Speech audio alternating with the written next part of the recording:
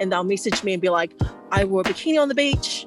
I came this morning, and I just get all these amazing stories of women just doing things for the first time or feeling like I've influenced them to make a good change in their life. And that shit feeds your soul. There's something about sex work that people are just fascinated about how much money you make. But at the end of the day, I'm just a normal ass person. Like, when y'all see me twerking and stuff, sometimes that's the best 2 minutes of my day and the rest is absolute shit, you know? Especially when a woman messages me like, oh my God, I've never seen a pussy that looks like mine in porn, and yours is exactly the same, and it's so fucking beautiful, and I don't know why I don't love mine as much as I love watching you. You know what I mean? I'm like, well, there you go. It's all just normal, it's normal behavior. I want to show within my job that saggy and lopsided titties and a pigmented asshole and a flappy vagina is beautiful and sexy and desirable. When you follow people like me and you see me being a mum and you see me being a twerk queen and you see me cry and you see me have relationship issues and then you see my OnlyFans and you're like, oh, she's this multifaceted human. She's an amazing woman. She's a daughter. She's a mother. She's not just a hoe. You know what I mean? Yeah, I mean, watching you is like infectious. You're like, oh, oh, she's having a good time. I want to have a good time.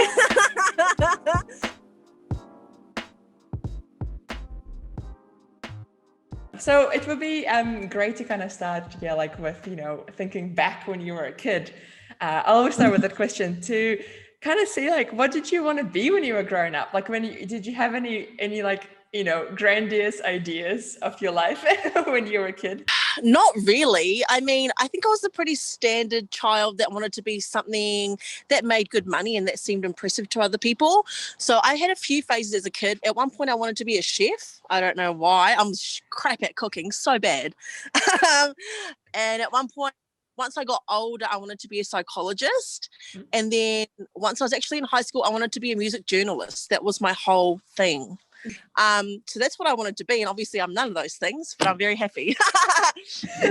How did you, like, what was, if you think back, like maybe not to childhood, but when you're like 10 years ago, let's say, or like, let's say 10 years ago, how do you think you changed, I guess, as a person in terms of like what your values were, what you thought your life is like, what you thought you were as a person to what it is now?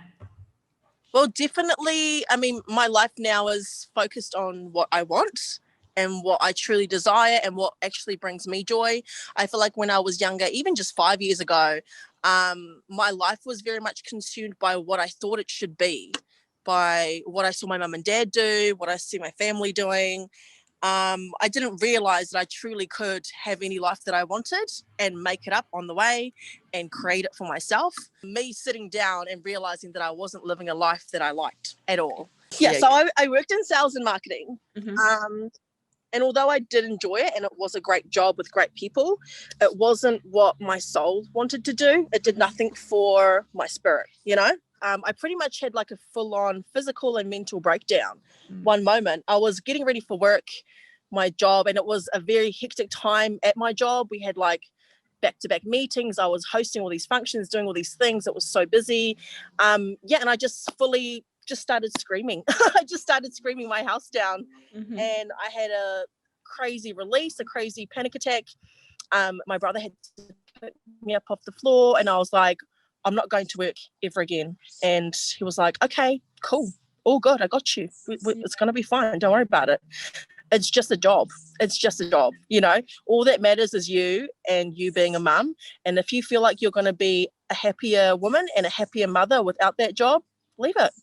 And just to hear that reassurance from somebody that I looked up to and I trust was like, fuck, it's not that big of a deal. Like I can actually just quit this job, even though it was everything I worked for. I had been manifesting it for years. I had, done all of the steps and put so much work into it, because other people in my life were like, are you going to throw that away? Are you kidding? Look where you're going. Look where the next step is for you. It's amazing. And I was like, but I don't want that step anymore. Building back up of your, I guess, this sort of new or emerged identity, like what was that process like? How did you know, like what, was it something that like sometimes when people tell the stories when they were kids and they've always wanted to be a chef, and then like when they're 40 they're like, you know what, fuck it, I'm going to be a chef. Did that did you have something bubbling inside for a while that you I'd always wanted to dance. I've always wanted to dance. And when I was a little kid, I used to get like performing arts awards at school. I did dance. I used to choreograph things.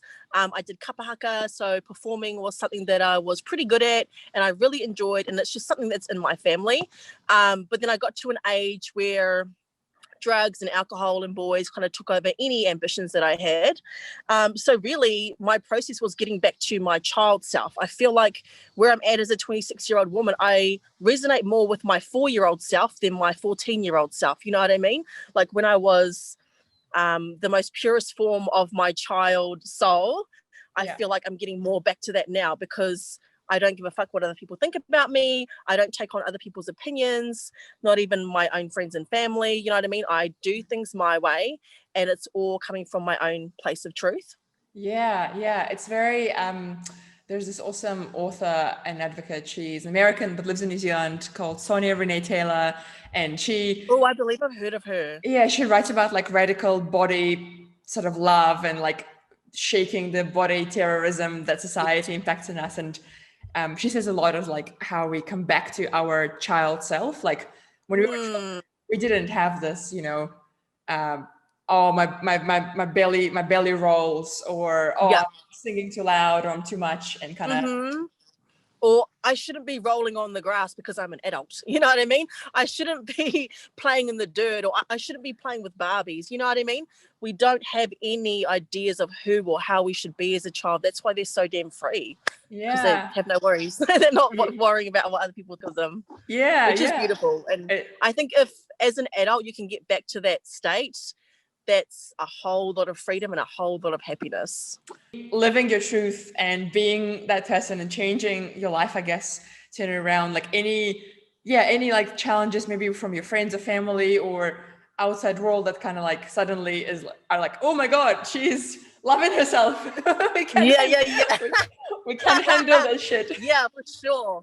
I mean, there was like a couple of stances. One was like how much I show my body and how much I express my emotions that kind of made people feel some type of way. And also the fact that the way that I make money now is not the norm, really. You know, I'm technically like self-employed and obviously I make adult content. So not everyone was on board, but pretty much my parents especially, they see that I'm doing exactly what they taught me to do, which was live my authentic truth. And I'm happy and I'm a good mum and I'm living independently and I'm doing all of these things I want to do. So at the end of the day, especially for my mum, I know that she just takes an outside look, take away all the OnlyFans and the Instagram and the booty pics and the twerking. At the end of the day, I'm doing what makes me happy. And I'm doing what fuels my soul. So she can't really be mad at that. You know what I mean? Yeah. That's what it comes down to. Like anyone that has felt that like anything about what I do, at the end of the day, when they see how happy I am and they see how I'm just being so honest, I'm living honestly that in a way that feels good to me, they're like, you know what? Who really cares? I still love you. You're still a fucking good girl. You're still my daughter. You're still my sis. And none of that extra stuff really matters, you know. How you choose to express it is up to you. Up to you, yeah. How, did that take a moment for them to kind of go through that motions to, you know? Yeah. Okay, to be honest, it's mostly just my mum. And because she's kind of the only one who feels entitled to say something about my life. If anyone else in my family would feel some type of way, they'd be like, none of my business, let her do her thing. So there's definitely been a lot of conversations and a lot of inner work for her, I suppose, because the way that I live my life is not a way that she would ever live her life, you know? And so it's triggering for her, I suppose, and difficult. But yeah, it's been a process. With my mum, it was just about me standing strong, knowing who I am, and not letting her fear create fear within me, because that stops me from being myself. Because her fear is just, how are people gonna think of you? What is your child gonna think of you? What about your future husband? You know what I mean? And from her perspective, I get it. However, I'm the next generation who doesn't have to live in fear. I don't have to, you know. And I love that she's lived her way, being a very conservative, committed, loyal mother and wife, and I love that for her, and having a very traditional conservative lifestyle. But she needs to understand that that's just not for me. I love it. I love the whole, like, I guess accepting the generational thing as well. Like, yeah, I don't want to live, I don't want to carry that generational expectation or whatnot with me, and I'm choosing to live my life this way. Yeah. Absolutely. Gosh. Yeah. And, like, acknowledging the privilege that I have to be able to choose. You know, my mum has been in abusive relationships where she had no choice. She's been in really tough situations, and because she did that work. I don't have to be in those abusive relationships. I don't have to continue that. So me living my life so freely is really a part of her work. It's really the things that she put in has allowed me to live this life, to have all of these choices, and to just do whatever I want. That's a crazy privilege, you know. Wow. How did you decide to get into, adult content and stuff? What was that process in terms of, you talk a lot about, like, there's a lot involved that is marketing, selling, like, it's not, it's way, I guess, harder than people might think. Yeah. What was the decision? Like, how was, what was the journey into that like? That was really just the more and more free I got within myself, and the more comfortable I felt with being out the gate, doing things differently. It just came very naturally. I've always wanted to do adult content. Actually, when I was with my son's dad years ago, I said that I wanted to be a cam girl, and I was going to start that whole journey. I also wanted to be a sugar baby. I was just very interested in that kind of lifestyle. I knew that I'm a very naturally sensual person. I'm very confident in my body, and I'm very confident in my sexuality and my performance. So it was just really a natural progression.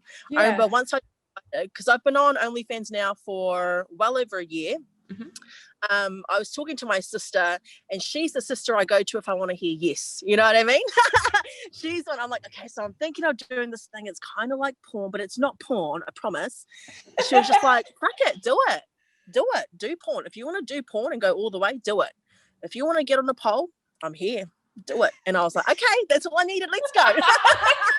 Going on a journey, has it like changed much in a year in terms of like, how do you, I'm assuming, even though if you wanted to be that, it's still a new thing. It's something that, different to what you've done before. Like, how has that evolved much in a year? Like, how you feel about it now? Are you like way more? Absolutely. What was that? I'm like? Way more business, mahi. I'm getting my work, getting my shit done. Before it was like something cute I was trying out to express myself, and to be seen in a different way. And it was also filling the demand, or filling the, what's the word? Yeah, filling the demand. Yeah. People were asking me for adult content. And I was like, you know what, bitch? Send me some money and I'll think about it.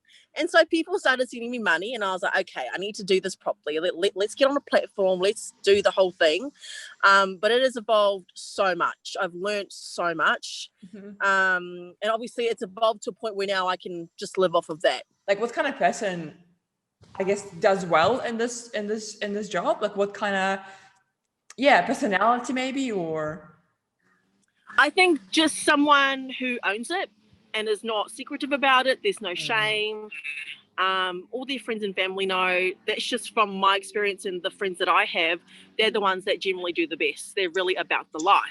Whereas if you're doing it as like a secret or just something on the side, that's all it will reward you as, if you know what I mean. Whereas I treat this as my real life job. This is my job. I go to work. I'm still a mum, and it treats me like a job. You know what I mean? If you take it seriously, it will treat you seriously in the rewards. That whole relationship with your body or sex or porn, did you have a good relationship with that, like, even before you got into that work?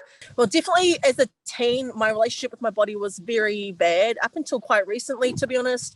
I've been through multiple types of eating disorders and self-harm and stuff like that, because I was very bad self-esteem.